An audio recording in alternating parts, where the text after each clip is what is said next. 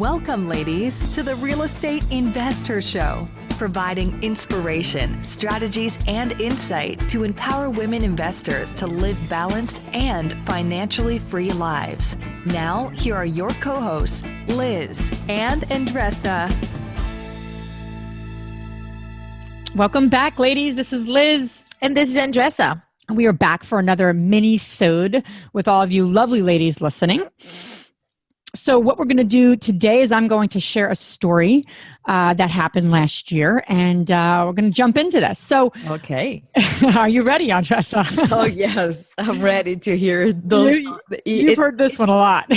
I did, and it impacted me so much. And, you know, sharing with the ladies, I think that will impact their lives as well as it did in my life. Yeah. Well, good. So last year, two major things happened in our business, in the business that I have with my husband, the DeRosa Group. First, we were under contract to buy our largest asset to date, which was a 198-unit apartment building in North Carolina, which was really exciting for us. It was a goal of ours to 10 times our rental portfolio. So it was a really big one for us, and we were on track to achieve it. We had it under contract.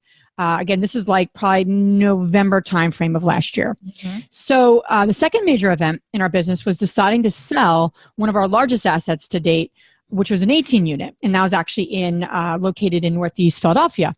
And we weren't planning on selling it, but about 6 months prior to finding the building in Fayetteville, somebody had approached us, and it was like, this is the right time. You know, it's the right time to sell. We're going to be able to do a 1031 exchange, which is in a nutshell, deferring paying capital gains taxes on an investment property when you sell it. So you're basically rolling that profit into a new purchase. Right. And you could do research on that. But we said, okay, awesome. So we decided to get that under contract much earlier in the year. So we lined up closing for the 18 unit, again, like in the October timeframe. And we needed to find a 1031 exchange company to hold our sales proceeds so that we can roll it into the 198 unit apartment complex later in the year. Okay. So everything kind of has to happen in sequence, or this just won't happen, won't be able to happen. So my husband had done some research, found a company that was highly recommended on several online sites, had a very professional sounding staff. When we called them, their fees were very reasonable. And, we decided to move forward with this company. So we closed on that 18 unit. We wired them the $750,000 in proceeds. Some of that was principal, was like our investors, principal, and then quite a bit of it was profit. So all that money was getting put into the new project in North Carolina. None of our investors wanted their money back. They said roll it all into the profit as well as their kind of original capital into the new project.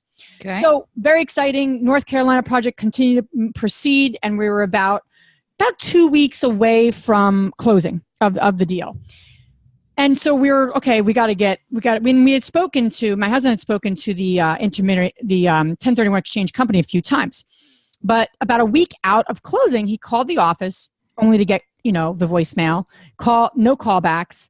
And then we kept calling, kept calling. We had an attorney send a stern email like, hey, this is getting ridiculous. We're getting closer and closer to closing. We need to know how to get the $750,000 into the hands of the new project.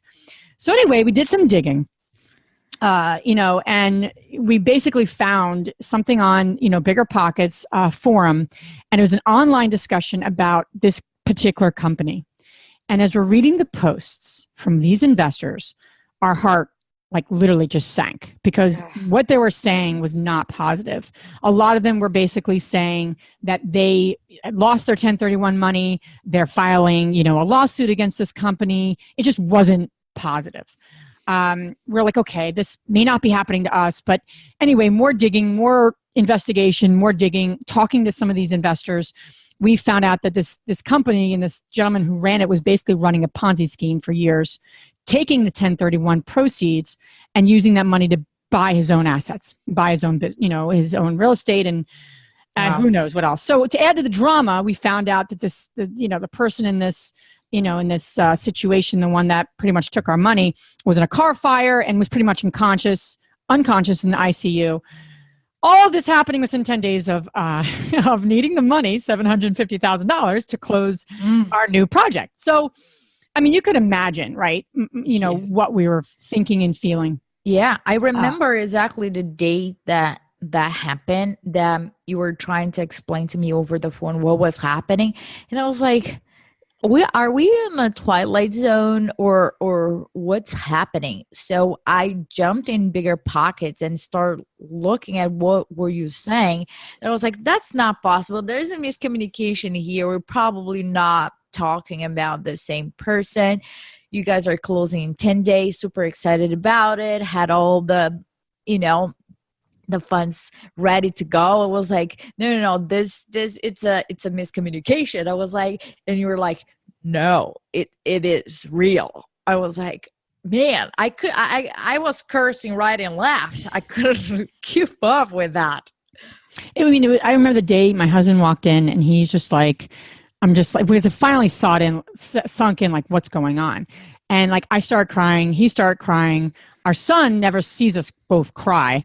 And my son was just like, what happened? What happened? He's 4 years old. And my husband's like, someone took our money. Someone stole our money. He's like, oh, I have some money, and like took out $1, I was like, my heart was like, oh my God.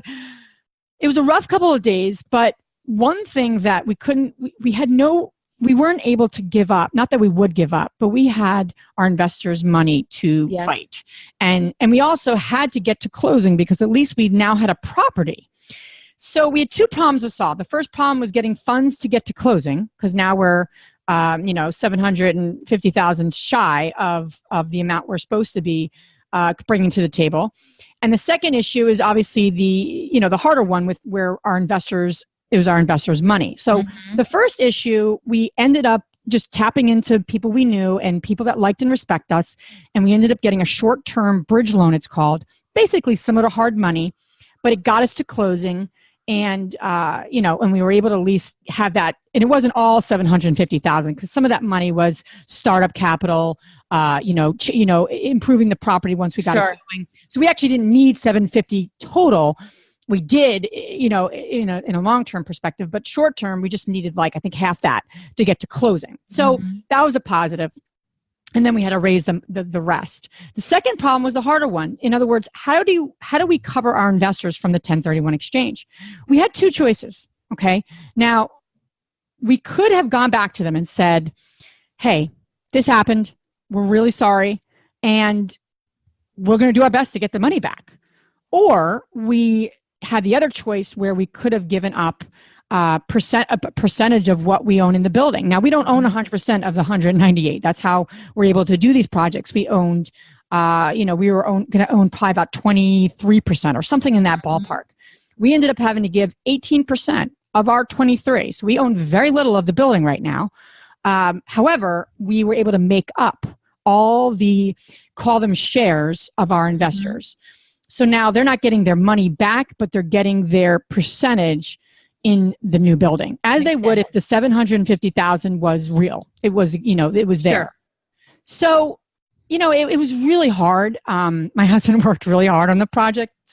So, to own a smaller percentage of it, it's hard, but it's the right thing to do. And I think that's what I want to share.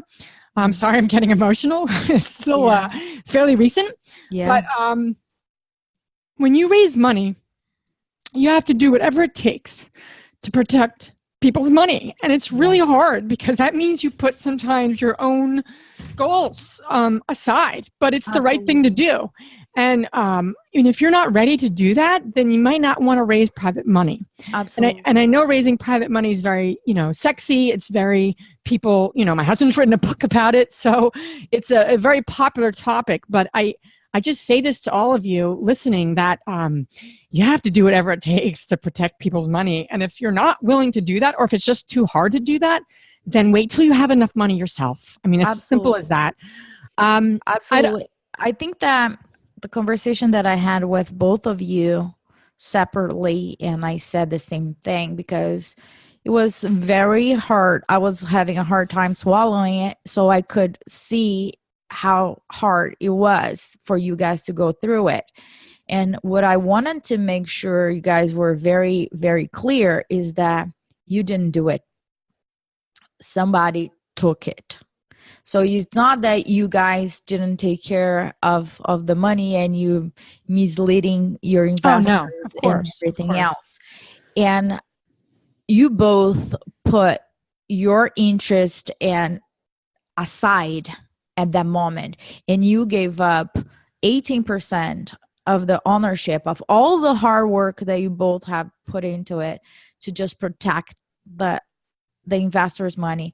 And beyond that, your integrity inside in this it just doesn't matter if it is 100 units, if it is a single unit. Of course, it doesn't really matter what comes down to private lending. And I had that conversation with you guys, and the number one thing was not even you or Matt, was just like the investors funds. How can we figure that out? And Matt was writing the book at that time, and we had this conversation about really sharing what happened, because if we learn from the mistakes and somebody out there will not lose $1 because of it, because they read it, I think you guys have done more than exceptional job.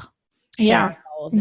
No, absolutely. And it, here my husband's in the middle of writing this book on raising private money. And that's a story we tell in the book. I mean, and it just needs to be told. The other learned lesson is that you never know everything in this business. And, we've been investing since 2004. We've bought a lot of property. We've sold property. We've done a lot of different things. And this happened. And, I think it just goes to show you, no matter how seasoned you get in this business, like, just stay grounded, stay humble, and learn from every situation. Because you could be prepared and think you know everything and have everything ready to go. But, things shift and things change. And last thing is, don't give up. I mean, there were moments where I'm like, why the F are we doing this, right? This is like hard, I go back to doing what I was doing. Is a lot, easier in some ways. But, I think we never wanted to throw in the towel. Yes. So not because of this situation, but in the past, even our business, because you're going to get better from it and you're able to make it right.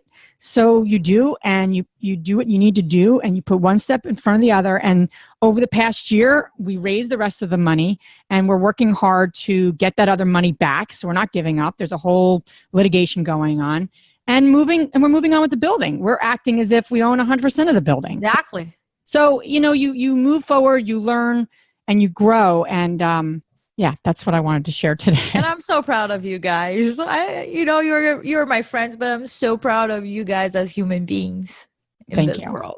Thank you. And keep trying to get better. So with that's our emotional mini-sode for today. Hope you guys got something from it, and take something and use it in your own businesses. So thanks for listening. Awesome, ladies. Thank you. If you enjoyed this podcast and want to receive updates on our next interviews, go to our website, therealestateinvestor.com.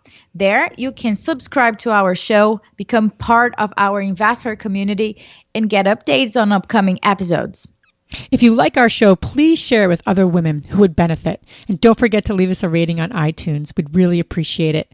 And as always, we encourage you to take one action as a result of today's show and put it into motion so you can live both a financially free and balanced life. Thanks for spending time with us. Ciao.